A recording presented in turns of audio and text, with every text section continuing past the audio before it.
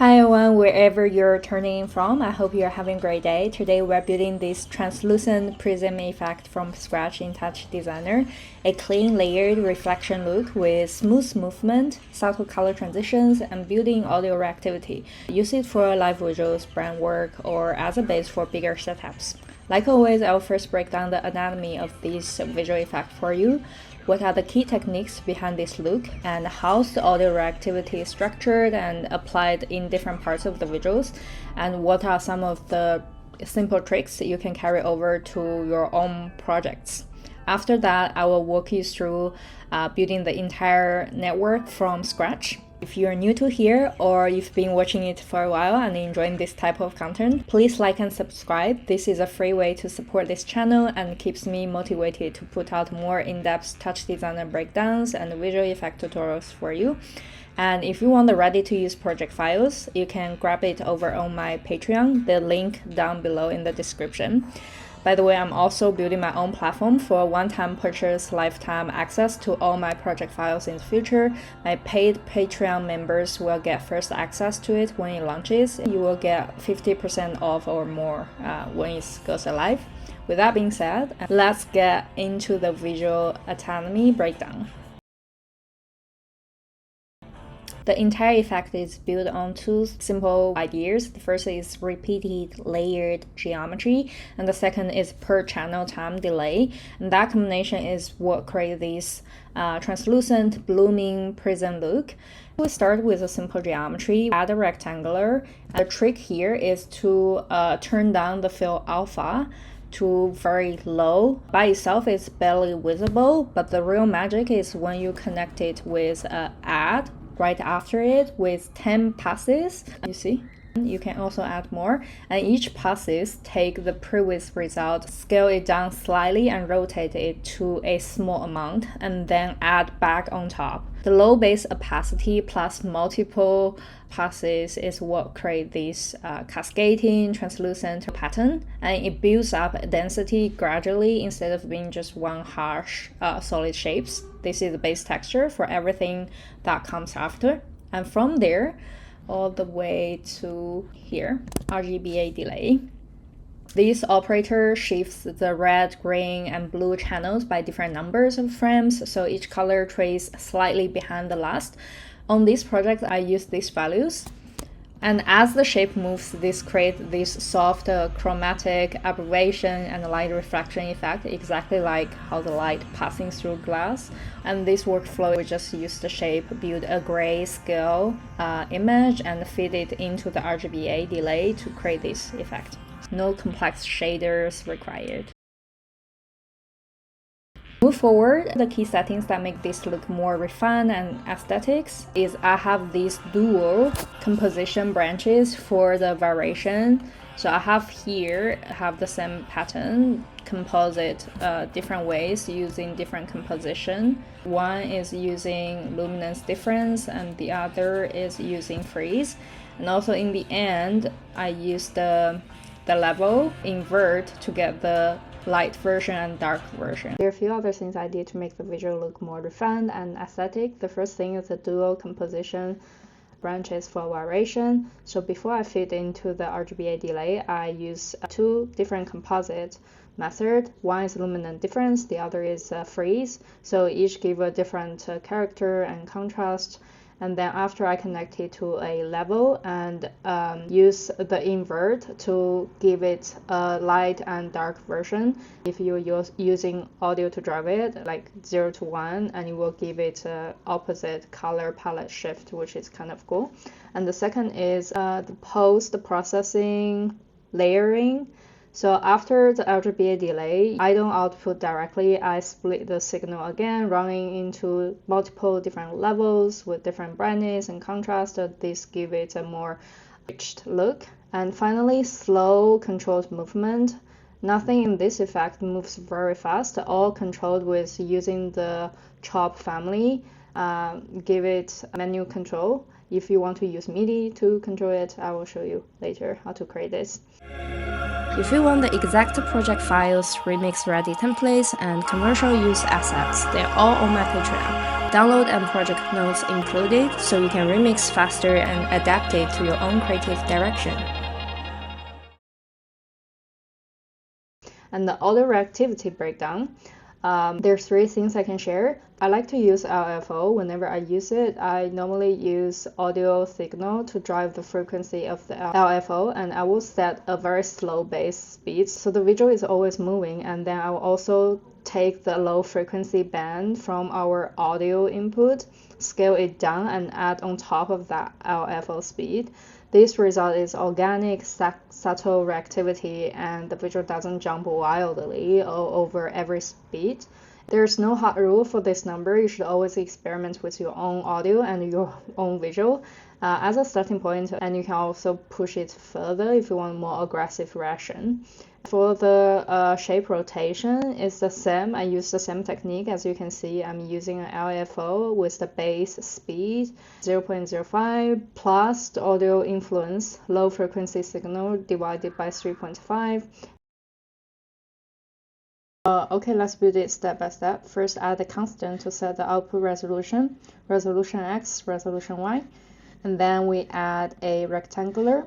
This is the setting I'm using. I changed the size to 0.9, fill alpha to this, and then connect it to a add, change the rotation slightly and the scale, and pass is choose 10. After that, you connect it to a core. This is the parameter I'm using, and then I connect the core, add, and ramp into a composite. Use operation luminance difference. And the ramp here is just a default ramp. Let's close these two. So from this subtle geometry, compose over this, we got this kind of like gradient, grayscale geometry look. And then I add to a transform. I transform the rotation, combine again with operation maximum, and transform.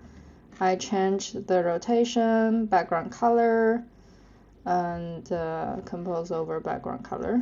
And then brightness, connect it to a level, change the brightness, connect it to a null, connect it to a fit. Here we set the output resolution.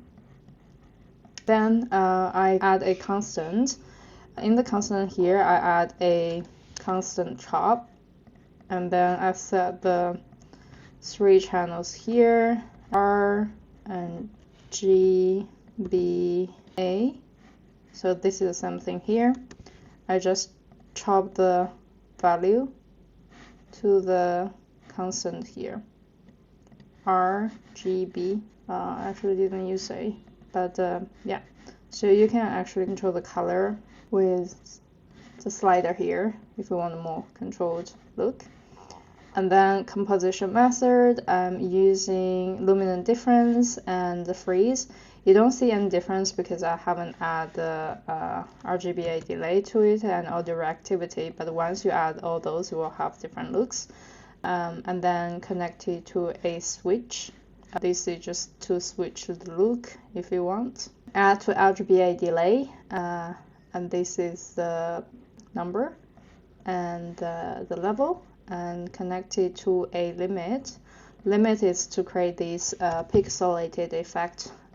If you want, remember for pixelated effect, you want to choose nearest the pixel and then compose them together. I use over, and then that's the same thing, connect it to a level. I'm saying to create this the light and dark version, I'm playing around the invert here.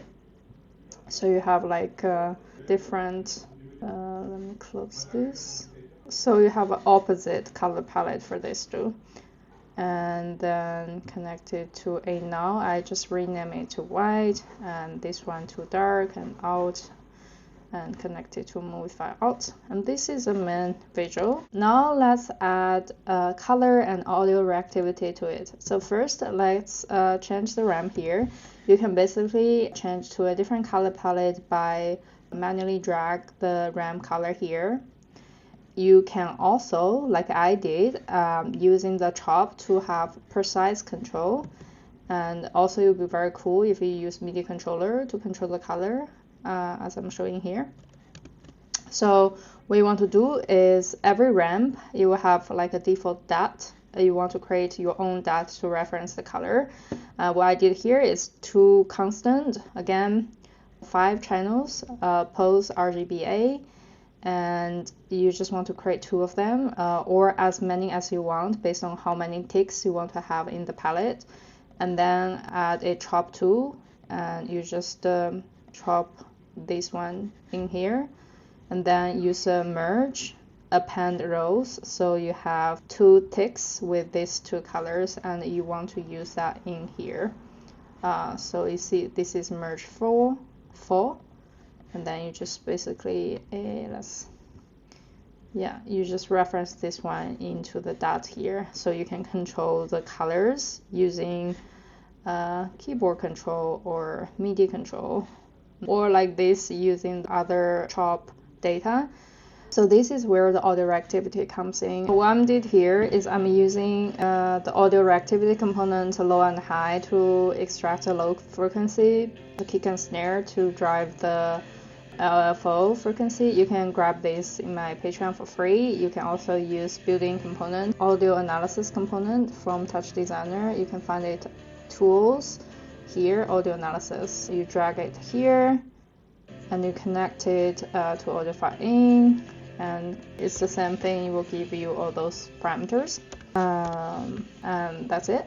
So I connect my audio reactivity, low and high frequency, to a null, and then I'm using the low to drive the frequency. As I said before, I will set a base speed and then use the audio reactivity add on top of it, and this number here you can divide by 2, by 10, depends on how much impact you want your audio reactivity here. Since it's a type ramp, it will give me by default from 0 to 1. I will remap it into 0 to 320, which is the rotation I want, and then I connect it to a null, rename to rotate, so that I know what it is about, and then I will just chop this into the rectangular here, rotate, so it will rotate our background like this. This is the first reactivity part. The second is, like I said, the ramp here, the color. I'm using the LFO, but this time I'm using a different base and different audio reactivity intensity, and connected to mask. This time -1 to 1 because this one is sun. I remap it to 0 to 1 and rename this now to R because I want to drive the R channel of it. Let me see, the ramp color, as you see, it will changing. So if I'm stopping it, it doesn't shift in the background color. But if you see, it will like shifting around, which is kind of cool, and it's reacted to our audio subtly. And the last part, I think, just the level, the same. I'm using the high frequency. I can split into.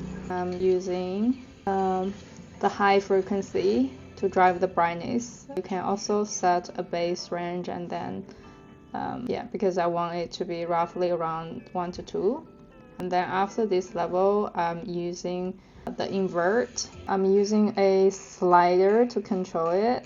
You can also use MIDI control. You just put your MIDI map in, and then normally will give you 0 to 1 range, and you want to remap it using a mask to arrange to fit your audio needs, visual needs.